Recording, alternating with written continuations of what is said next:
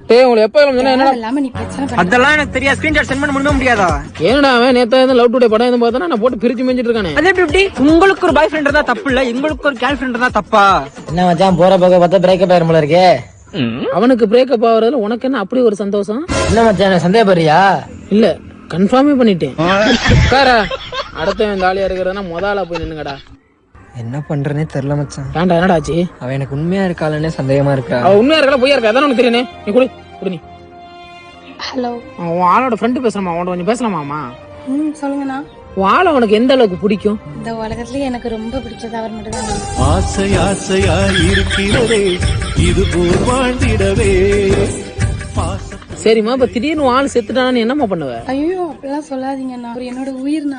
இது போல் ஒரு வார்த்தைய யாரிடமும் நெஞ்சு கேட்கல.